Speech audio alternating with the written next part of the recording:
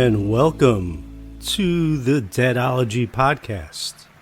From Pencil Hill Studio, New Paltz, New York, I'm your host, Howard Weiner. Today is March 5th, 2024, and it's Season 2, Episode 10 of the podcast. Last month, we dug into the Jerry Garcia Band. It was Jerry Garcia Band month. We'll get back to more Jerry Garcia Band throughout the year, but we're going to return to the Grateful Dead in a major way. Tonight, we're going to take a look at the Grateful Dead's iconic performance at the Bickershaw Festival on May 7th, 1972, right smack in the middle of the band's beloved Europe 72 tour. And joining me in conversation to discuss this possibly greatest show of all time is my good friend Doug Schmell. He was featured on an earlier episode of the podcast, episode 2. In case you didn't hear that episode, I'll just fill you in on who Doug is and why he's such a great guest on the show. Doug was a taper from 1984 through 1991. This was extremely convenient for me because after I would see a great show, many times we were at the same show together. But even in case we weren't, if I saw a great show, the next day I would be at Doug's house with a blank tape and he would tape it up for me. It was the coolest thing. When you saw a great moment at a Dead show, and this is the 80s when, a different time and place in music with digital music and all that stuff. But so just to be able to get these jams that I would hear and be able to listen to them the next day and have them as part of my collection was invaluable. So it was great to have Doug as a friend for that and many other reasons. And more than anything else with Doug, his taping episode, all that. Besides that, this guy turned more people onto the Grateful Dead by word of mouth than anyone I know of or have ever met. Anyone who crossed his path would be hearing about how awesome Jerry Garcia was. From the guy mowing his lawn to the mailman to the receptionist at his dentist's office. Doug took every opportunity to turn everyone onto the Grateful Dead. His enthusiasm was and still is contagious. So we both have a great love for this Bickershaw show from May 7th. And let's get right to it. This is a Zoom call I had with Doug about a week ago. Everybody enjoy. Here we go. Ladies and gentlemen, back by popular demand. One of my best friends, Doug Schmell. He was on a couple episodes ago. And I'm sure you guys know that he loves Europe 72. He got the box set, changed his life. And here he is back. We're going to talk about one of the best shows from that tour, Bickershaw, May 7th, 1972. Welcome back, Doug. Yeah, thanks, Howie. Thanks, everybody. It's great to be back, I'll tell you. For me to talk about Europe 72 is easy. I love the tour. I love all the shows, and especially 5/7/72 Bickershaw. And there's a lot, that Howie knows, backdrop of the show that we spoke about. But just as a backdrop, I recently listened to this show. I have like this, I guess, let's call it a tradition now, where it's usually in January and February, I go to this get-together of comic dealers. We rent out a house. It's a great weekend. A lot of people come, and it's sponsored by the company that certifies the comics that I sell. So I started a tradition about 4 years ago because it's a good 3-hour ride or so back, and I listened to Bickershaw, and then I listened to it again the following year, and it kind of became a tradition. So this was only 2.5 weeks ago, the day of the Super Bowl. So that was 2 weeks and change ago. I was driving back and I listened to 5/7/72. And it reaffirmed my notion that not only is this probably, and I'll go down saying the greatest show of Europe 72, but my favorite show ever and possibly the greatest Grateful Dead concert of all time. Yeah, it's a huge statement, but it happens to be true. I definitely rated it the best of Europe 72. It's massive. It's got everything. It's the only show with a Dark Star and Other One, the two masterpieces from that tour. Correct. But yeah, and it's 3 hours and 59 minutes exactly, or 4 hours. So Yes. yeah, they overdid it. Is there a story behind why they played so long, or some kind of legend? Yeah, it's funny, Howie. I was looking into the backdrop of this concert because it blew my mind as to why they were so hot. This is pretty much the middle of the tour. There was a couple of things going on. One of them was I found out that they were supposed to be, as legend has it, to be paid 7 times what they were being paid for the other Europe 72 shows. 7 times. It was because they expected like 100,000 people. They never got that. But it was big. It was really big. It was a 3-day festival. They were the headliners of Sunday afternoon. They were the ones going last to close it. So they were, the big band coming. There were other big bands, but they were playing in their element, in front of other San Francisco bands. They were also playing, like I said, the third night of this festival. But there's a lot of other things that people wouldn't know. For England, I don't know what it is, but there's a connection between the Grateful Dead and England. They kill it every time they play in England. Look, there's 4 concerts. They played 8 shows at Europe 72 on that tour in England. 4 of them are the greatest shows of this tour amongst my top 7. And in my estimation, 4 of the greatest, easily greatest shows of all time. 4/8/72 London from Wembley, 5/7/72 this show from Bickershaw, 5/23/72 from the Lyceum, and 5/26/72. Those shows are all phenomenal. And this show is just unreal. It's 4 hours. And I think the reason why they played so good and so long is there was a little pressure on them because of the expectations. They were being paid, like I said, 7 times what they were paid the other shows. There was also local things in the newspapers. They were talking about how the Dead were going to put on a 9-hour show as headliners of the whole festival weekend. Of course, they never did that. But they tempered their expectations towards as the show was coming on, and they said they'll probably play 4 hours, but it was going to be a career retrospective where they were going to play the old stuff mixed in with some of the new stuff. And this sort of stuff, I think, really grabbed their attention and made them put them in the moment, and they killed it. They really did. Another aspect that people might not remember is 3 years earlier, they played at Woodstock, and they bombed. They were not good at Woodstock, Howie. Everybody knows that. They played like 4 songs. The Legend of Pigpen sounded like he was tripping. I think he was dosed. They were off. So this was Woodstock made good. And they really took the reins and they went for it. And, again, you've mentioned it before. It's the only show from Europe 72 with a Darkstorm and another one. We'll get to that later. But there's a lot of backstory to this show. Elvis Costello was there, and they probably didn't know that at the time, but a lot of people don't know the story. Elvis Costello was in attendance. This show blew his mind to the extent that he decided to start his own band, which he did. And of course, the rest is history. He was standing in the mud, in the rain, in the cold with all the other people. And he said, what the hell is this? They're the greatest band I have ever heard. And that's what got Elvis Costello's career started. Hey, that's kind of Trey too. I think Trey was playing a little bit, but he saw the Dead in Hartford in '83, and that he was like, "This is what I want to do." That was the moment. John Mayer with the well. John Mayer with the Althea moment. So the Grateful Dead have inspired a lot of people. Definitely inspired some people along the way. Yeah, but again, I think this is incredible. A 1 hour and 48-minute first set and a 2 hour and 12-minute second set. That's all the music. So when you count the set breaks, they were playing, that's a 6 hour type, affair. It's amazing. They played 4 hours of music. Amazing. Yeah. And, incredible music. Incredible. And with the elements, it was rainy the first 2 days there. The place was a muddy mess. It was disgusting. It was cold the third day. Their equipment was going out of tune. Exactly. Yeah. There was this big heater supposedly to heat the stage, and it was getting all their instruments out of tune. Also, there was like this huge tank. They were trying to do entertainment for all the people that were there the whole weekend. So they had flying trapeze, they had flamethrowers, all that stuff.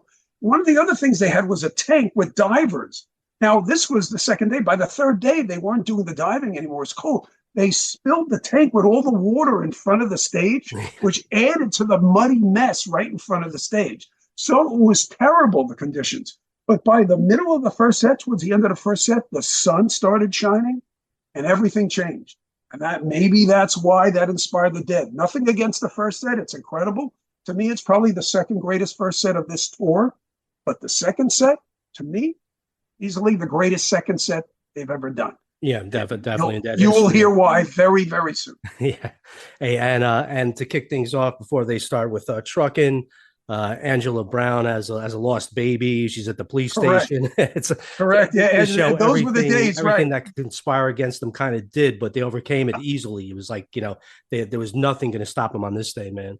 Right. So Only it's the good. second truck and opener of the tour at the time. They wound up doing 3 truck and openers, which is incredible. Truckin' was a song on this tour that they usually open the second set or did in the second set. So to start a show with Truckin', it just tells you something. Yeah, yeah. They're in the It tells moment. like when they started with playing at a later gig, man. It was just like, hey, Yeah, we're yeah, in the yeah. mood, That man. correct. That was in Rotterdam. They opened up I think they also opened up the show in Hamburg with playing, and it's just incredible when they decide to open up a show with a longer anthem like that. It really flows. It just sets the shows apart, the set apart. Yeah, as opposed to the traditional opener that you expect, and it's Birth, filled with stuff like greatest that for story. sure. Yeah, those were the expected openers. Yeah. Hey, so this was Billy Kreutzmann's 26th birthday, May 7th, 60,000 fans kind of suffering through the elements out there. What do you like about the early part of the show? Was it Truckin' Sugaree, Mr. Charlie to open? Yeah, well, the Truckin' is really good. It's not one of the best ones, but they open the show with Truckin', so they're getting their instruments in tune. The Sugaree is actually very good. The Mr. Charlie is one of the best ones. It's funky. It's got an unbelievable beat. Jerry nails it with the solo. It's different. It's different than the other Mr. Charlie. I know you've mentioned maybe in one of your books that this would have been a great candidate for the album, Europe 72. I believe they picked another one, but this Mr. Charlie just flows. It's amazing. The Beat It On Down the Line is great, comes next. There's a He's Gone afterwards. That's just picture perfect. Yeah, and the He's Gone was pretty. It was a new song at the time. All he played as like the third version or something. Right, this was maybe the 4th version of something. Correct. Yeah, it had 2 guitar solos. That they have that guitar solo at the end instead of the sing along at the end. But the second guitar solo, they just like it fades out. Just like it's such an unusual version. It's cool. It's very pretty. You could tell this was a song that they were gonna like over the years. It's funny. Of the first 6 songs, Chinatown Shuffle is kind of a gimme. So out of the first 6 songs, there's nothing that would tell you that this show would be separate and apart from the other Europe 72 shows. But then the China Cat, Sunflower, and I Know You Rider is unbelievable. It really is. I couldn't believe how good it was. As I'm listening to it just 2.5 weeks ago, Howie, I could not believe it. It's that good. It's at least the best, second best on the tour. Maybe tied with London. The one from Paris is the one that they cut for the album, 5/3/72. That one is phenomenal. This one's a little longer, and I love the intro. The intro to the China Cat, if you look, it's always like 40 seconds. Dun, dun, dun, dun, dun. It's like 40 seconds. This one's like 50 seconds. It was just a little more, and I love that. I love when they have a little more, especially I love that opening, Yeah, they had the pressure. They had the pressure of the 9 hours. So Garcia said, let me take these 10 more seconds. So they're trying to get as much time as every song. But I Know You Rider is phenomenal. It's phenomenal on this date. It's incredible. It really is one of their best. Black Throated Wind is picture perfect like they normally do. Not an extended jam at the end because they weren't doing that yet, but it's beautiful. It's really hot. And then they do a Next Time You See Me, and then the Happy Birthday song to Billy. Well, another thing of note, the Dead were in the moment. There's so much banter with the audience and stage banter in between every song. They were having a great time. You can tell by the things they were talking about the festival, a bill that was being passed in England that got shut down that would have closed the ability, their ability to have festivals in England. Just talking about a lot of great stuff. They were joking. You can tell they were in a great mood. They hadn't played in a few days since Paris on 5/4, and they traveled back to London. They're just in a great mood, you can tell. So things were really lining up for them to make this an unbelievable show. And then, one of the greatest, if not the greatest playing in the bands of all time comes next. And I know you're a huge fan of this playing in the band, Howie. That was actually the 10th song of the set. And you've talked about this playing in the band in some of your books. I know you love this version. Yeah, it's very much like the Veneta version, except half the time, but Correct. It has that same just driving intensity. And it's really so amazing. Just like you you wonder how the crowd, if anyone in the crowd could have even kept up with the appreciation, because what they're doing is like they took a quantum leap. It's like if anybody even knew playing in the band, they know the version from Skulls and Roses. Now they're hearing this sizzling psychedelic mind melt, and it's going on all day. It's just like, it must have blown the crowd away. It must have been over some people's head, but some people must have been like, my God, what's going on here? This is the greatest thing ever. Right. Think of the people that were there. A lot of these songs were brand new. You know what I'm saying? Like a Jack Straw, which they do later on. Brand new. Greatest story ever told, which we'll get to. Brand new. So a lot of these songs they had never heard. Tennessee Jed, that comes late, right after playing. All these new songs they had no clue of. But the tried and true songs, like Playing the Band was fairly new, but they had, I think the first time they played it might have been 2/1871 in Portchester. So that song had been around for a year and change, but it was a 5-minute song. This is twice the length, and it's pretty much exactly 10 minutes, but the fireworks just roll for the 10 minutes. It's incredible. Jerry hit some of the greatest licks where, as you said, you could picture yourself in that audience saying, what the heck is this? Is some of the greatest guitar I've ever heard. And nobody's ever heard that on a studio album before. It's that kind of music, that extended jam that you only hear live at a concert. And they must have been, like you said, some people probably didn't get it. It was just something new. They're at a concert, in Wigan, England. To other people who might have been more familiar, they were freaking out, guaranteed. Not over this. Yeah, this show is definitely for people with a sophisticated musical palate. Absolutely. Absolutely. When I listen to that playing, I close my eyes and just try to picture Elvis Costello. It must have blown his mind. He knows music. That must have blown his mind, Elvis Costello, while he was standing there in the rain and the cold. So it's just a great story, thinking about, the audience's appeal and, what's going through their mind, And then we got about 9 minutes left here on my Zoom meeting thing.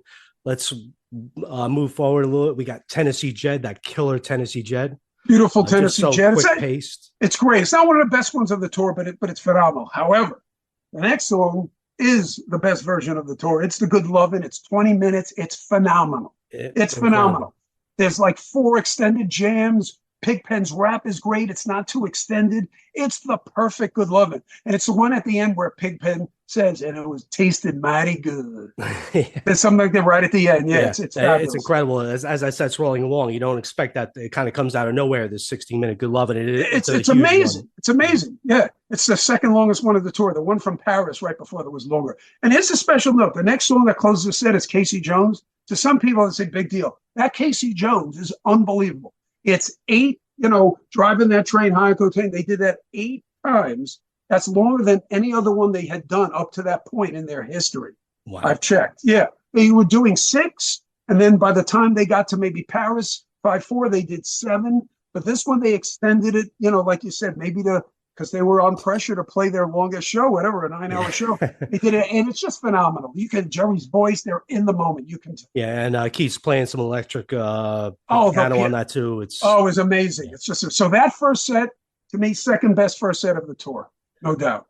All right, then we get to the second set, and there's fireworks going off, and things are going out there. And the Grateful Dead answered with their own fireworks, talking about the greatest story. Hey, before you talk about it, let's we're going to play the Greatest Story Jam, and then we'll get your commentary on it.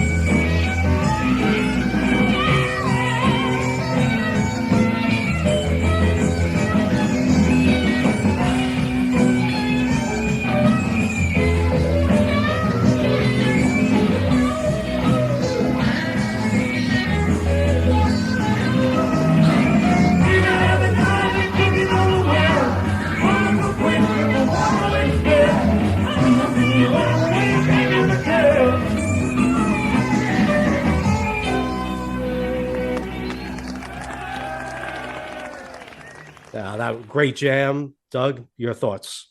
Oh my God. So that greatest story ever told, that's the best one ever up to that point. I don't know if there's any that are better. I know people like Vanita, which is incredible. There's something about this greatest story. Some of it has to do with the beginning of it. It's got a little longer drum roll in the beginning. And it's just amazing to me when I listen to it. I move in the car. Usually, like I said, I'm listening to in the car and I'm just going berserk because you know what's coming.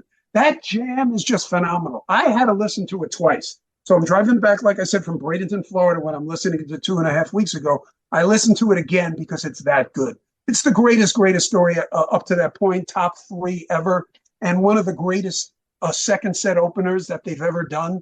And it just sets the mood for the second set. For sure. It's insane, man. And Paris on 5/3, they did a great one, but the jam's more linear. This has like little shifts in the direction. Exactly. Jerry's all over the place. Yeah, you can tell he's thinking. He's in the moment like never before. He's decided, what am I going to do to blow these guys away? And he does it. And then there's a great boss man. It's to me, that might be the best. That's top 3. But the way it's presented, like I said, with the beginning, with the extended drum roll, the singing, it's unbelievable. And then we move forward. We got some couple songs here before we get to the big presentation tonight. Great Big Boss Man. The Ramble on Rose is like perfect, man. It's so beautiful. Perfect. Jerry singing. It's a perfect version. They easily could have picked that for the album. I think the one they did pick is from Lyceum 52672, which is also great. Yeah. But I love that. And then the Jack Straw. People don't know this Jack Straw. Jerry is hitting notes during the lyrics and after his solo that are just perfect. It's incredible. You can tell there's something up in the air with them. Nobody knew that an unbelievable dark or other one, Sing Me Back Home, was coming next. Wow. But even up to that point, this is an unbelievable beginning to a second set. Just incredible.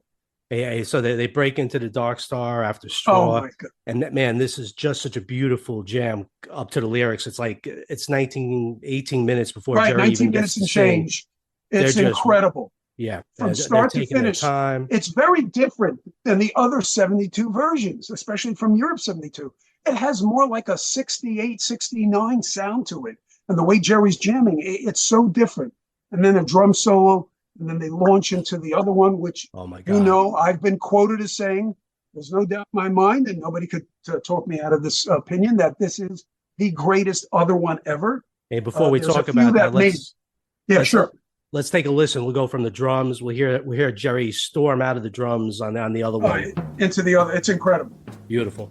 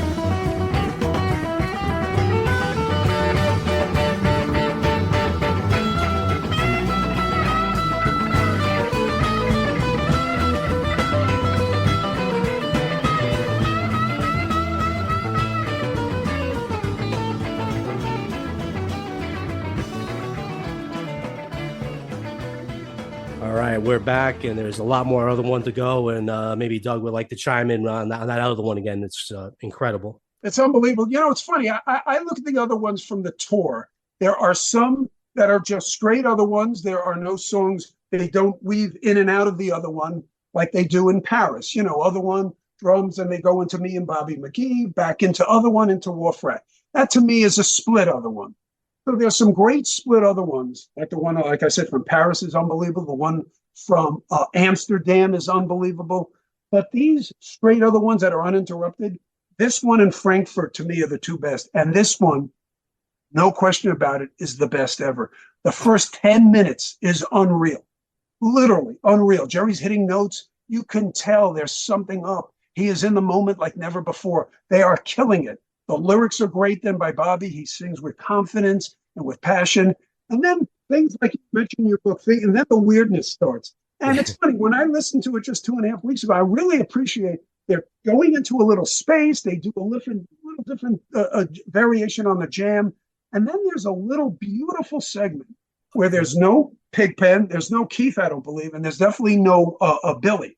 It's just Jerry, Phil, and Bobby hitting these unbelievable notes, playing off each other for a good 5 minutes. It's incredible. That leads back to the reprise, which at about 23 minutes in, so it's a 30-minute other one, with 7 minutes to go is when they kind of get back to the other one theme. And that's when all hell breaks loose. And that's why, to me, this is the greatest other one ever. If you listen to the first 10 minutes, phenomenal. Then the spacey part with the great segment with Bobby, Phil, and Jerry. And then when they come back to the reprise, it is unbelievable. That might be the greatest 7 minutes of Grateful Dead music ever. I freaking love that other one. I'm with you 100%. You ever see one of those sports shows where they have like the timer on the side and you got to get your comments in quick? Oh, of course. Are we on the clock? Yeah, we got 2:30 to go. So we could do it. Sing Me Back Home is beautiful. I know. Oh my God. You know what? It's funny. I never realized how good that Sing Me Back. I knew it was a great one, but when I listened to it just recently, 2.5 weeks ago, blew me away. The singing, Jerry's solo is perfect. You can tell they just nailed it. That was hit the spot. Look, there's some great jam sequences for about an hour from that tour, but with this Sing Me Back Home, this is right up there with London 4872 with that Dark Star Sugar Magnolia Caution. It's right up there. You got an hour of psychedelic insanity. It's a slow ballad, and now it's time for a rock and roll ending. Turn on your love. Oh my God. It ends the show perfectly. After the Sing Me Back Home, there's a little time, a little more banter, and then they kill it with a Sugar Magnolia, which they played every night of the tour, except the Beat Club and except Aarhus, that show in Copenhagen, in Denmark. Every show they did it except those two shows, and they nailed it pretty much every time. This Sugar Magnolia is phenomenal. Then they kind of go right into Love Light. They're about to go in. There's a little pause. That Love Light, it's only 13 minutes, but to me, it might be the greatest one ever. There's limited Pigpen rap, but the first solo is one of the greatest solos that Jerry's ever done. Listen to it, folks out there. You will be freaking out because it's that good. He nails every note. Kicking ass, taking names, taking social security numbers. Yeah, it's right. They are showing off. Jerry's showing off. At this point, he's in the mood. He's doing it. People are going nuts, I'm sure, in the audience. He's showing off. Baby, please. Begging you, baby. And I'm on my knees. Turn on your light. Let it shine on me. Turn on your love light. Let it shine on me. Let it shine, let it shine, let it.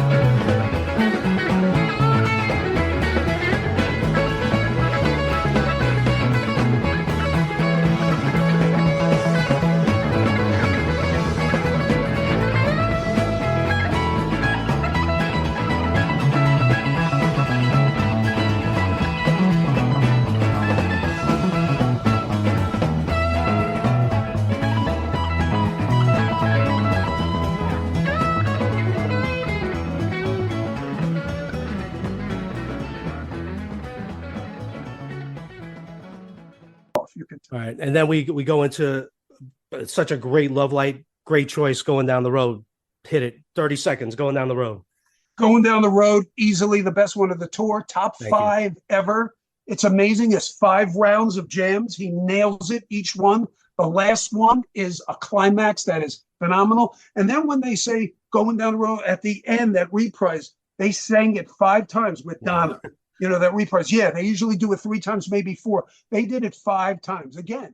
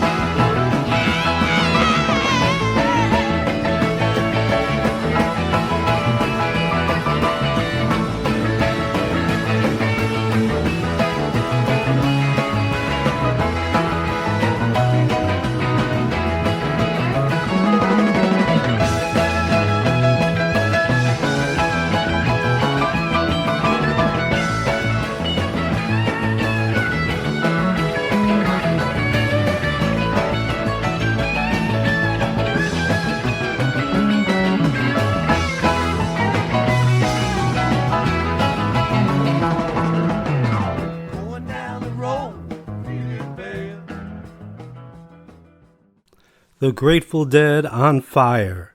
Going down the road, feeling bad in Bickershaw. Definitely one of the best versions ever. And by the way, we heard the last of Doug for this episode. So this is my second time hosting a Zoom meeting. I've done lots of Zoom calls, but second time hosting one. And me and Doug got together. We're chit-chatting before we got going here and testing the audio. I didn't realize I was eating up part of my allotted 45 minutes. And as I'm talking to Doug, I realized time was running out on us. And so basically we got in the whole show. We're just going to not hear Doug's commentary on the last couple of tunes here. But Doug, thanks a lot for joining us. I'm sure everybody out there listening to the podcast enjoys hearing you on the show here. So awesome going down the road feeling bad. And one thing about this song in Europe, it's incredible. Some of the best versions of this song are in Europe, almost more than in America. And so you got this version, you got the version from Lille, France, May 16th from the Europe 72 tour, another great version. Maybe not as hot as this one, but very hot. When they returned to England and Europe in 81, it was they played a show in Munich, Germany, October 12th. And this going down the road has like 4 separate solos by Garcia. It's just they blow the roof off the place in Munich. One of the all-time best versions, October 12th, 1981. And then 4 days later in Amsterdam with rented equipment on October 16th on Bob Weir's birthday. They did an awesome going down the road that night too. And these are the 4 versions I just mentioned are 4 of the best versions you will ever hear of Going Down the Road Feeling Bad. And getting back to May 7th out there in that muddy field in Bickershaw, everybody must have been tired. The band had to be tired. They've gone on for about 4 hours now. But instead of ending the night with Going Down the Road Feeling Bad, they come back to Not Fade Away and do the ending of Not Fade Away.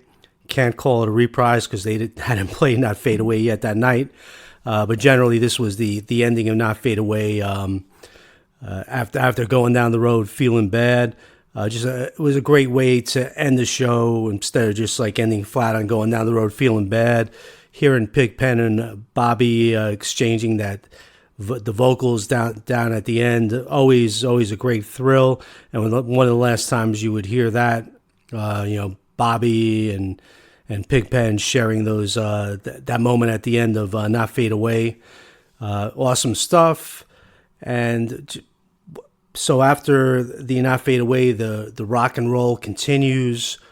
One more Saturday Night Encore, and on the surface, it might not sound that thrilling, but when they played this song in 1972, the first versions from October 1971 in Minneapolis, but when they played this song, they were hot on One More Saturday Night. Every single version is insane, just like complete intensity, and they're so into it. And this Bickershaw version is up there among the best of them. So they close out on a flying note to end the festival in a marathon show with the One More Saturday Night. By the way, if you love, everybody loves One More Saturday Night, but probably the best version, I always go back to that April 8th in London at Wembley. They go completely nuts on that version. Very cool. But once again, to look at the majesty of this show, just taking a look at the second set of Bickershaw. They start off with 4 individual songs, played as good as you could play them. The Ramble on Rose, the Jack Straw, not going in order here. The Greatest Story, obviously, it opened the set, Big Boss Man. And then the show shifts into complete psychedelic mayhem. The Grateful Dead on top of their powers, going where no band went before. Dark Star into the other one. The only time they played it in Europe 72 like that. One night would be Dark Star, the next would be other one. Bickershaw got the best of both worlds, man. Dark Star into the other one. And then Sing Me Back Home, just as Doug said, just a gorgeous version. A beautiful segue to the next segment of the show, which is complete rock and roll insanity going down the stretch here. Sugar Magnolia into a crazy hot Turn On Your Love Light, Going Down the Road, the Not Fade Away ending, and One More Saturday Night. Man, it doesn't get better than that. And if you talk about this is becoming, and right now I would say it's a legendary show, the Bickershaw show. But back in the day when we were seeing the Grateful Dead, not a lot of us even knew the show existed. It was like Cornell was the show. And certain shows had reached legendary proportion by then, but this show really didn't hit its stride as far as being acknowledged until the 2012 box set came out of, the Europe 72 box set celebrating the 40th anniversary. And that's when I think most people just, got these discs, and you were able to take the whole Bickershaw show and the entire tour, but that one show really stands out. Brilliant performance. And as Doug mentioned earlier, there was something about the Grateful Dead in England. And he mentioned all the great shows that they played in Europe 72 in England. They came back in 1974 and played 2 awesome shows in the Alexandria Palace. I especially love the one from September 10th. Got some of the best versions of Not Fade Away, Dark Star, and my all-time favorite Morning Dew Jam is from that show. They definitely had a thing for England, returned there twice in 1981 in March and October, and then 1990 again. And I'm not looking at stats at any show stats here, but they may have returned there in 1991. I could be wrong about that, but I think it was 1990 was the last time they played there.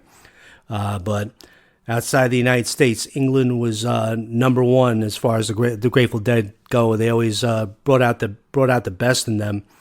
And I think it all starts the first time the Grateful Dead played England. It was May 24th, 1970. By the way, it's Bob Dylan's birthday, May 24th. And it just so happens that afternoon, or maybe the afternoon before when they first got to England, Robert Hunter's cracking open some wine, loving being in England, just taking in the moment. He wrote 3 songs that afternoon.